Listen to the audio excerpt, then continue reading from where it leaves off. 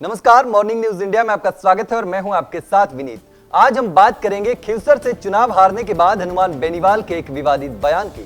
हनुमान बेनीवाल के इस बयान की वजह से राजस्थान की सियासत में भूचाल आ गया है। उन्होंने ऐसी बातें बोल दी हैं जिससे अब खुद ही विवादों में फंसते जा रहे हैं, क्योंकि उनके इस बयान की हर कोई आलोचना कर रहा है। तो चलिए विस्तार से जानते हैं कि आखिर हनुमान बेनीवाल ने ऐसा क्या बोल दिया कि प्रदेश की सियासत में भूचाल आ गया है। दरअसल राजस्थान के विधानसभा उपचुनाव में इस बार खींवसर सीट पर भाजपा ने ऐतिहासिक जीत दर्ज की और हनुमान बेनीवाल के किले को ढहाने में रेवंत राम डांगा कामयाब हो गए।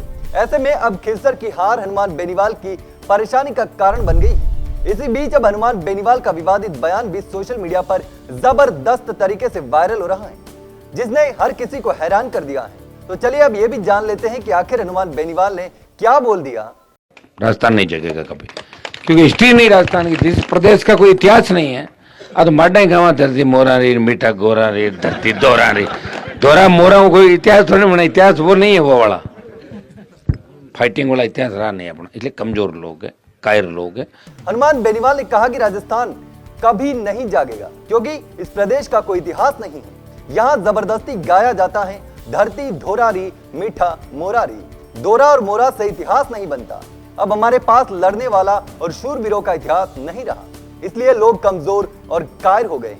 अब इस बयान ने लोगों को दो हिस्सों में बांट दिया है। एक और जहां उनके समर्थक इसे एक सच्चाई मानते हुए समर्थन कर रहे हैं, तो वहीं दूसरी ओर उनके विरोधी इस बयान को राजस्थान की संस्कृति और इतिहास के प्रति अपमान मान रहे हैं। राजनीतिक विशेषज्ञों का मानना है कि हनुमान बेनीवाल का यह बयान उनके लिए खुद की राजनीति को चुनौती देने वाला साबित हो सकता है। उन्होंने जो कहा वो सिर्फ एक बयान नहीं बल्कि एक विचारधारा को उजागर करता है। लेकिन अब सवाल ये उठ रहा है कि क्या ये बयान उनकी खुद की छवि को और कमजोर करेगा।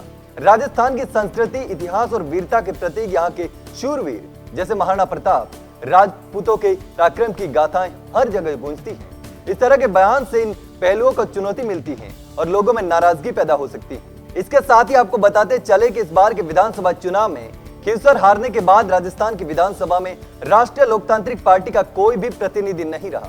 खींवसर सीट से हनुमान बेनीवाल की पत्नी के हारने के साथ ही राजस्थान से आरएलपी का सफाया हो गया।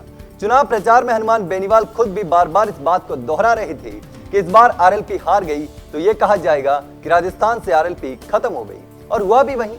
लेकिन अब इस तरह से बयानों की वजह से एक बार फिर हनुमान बेनीवाल चर्चा में आ गए हैं। हालांकि अब देखना होगा कि हनुमान बेनीवाल के इस बयान का उनकी राजनीतिक पकड़ पर क्या असर होता है। क्या हनुमान बेनीवाल को इस बयान का परिणाम भुगतना पड़ेगा, और आप इस पूरे मामले पर क्या सोचते हैं हमें कमेंट करके जरूर बताएं।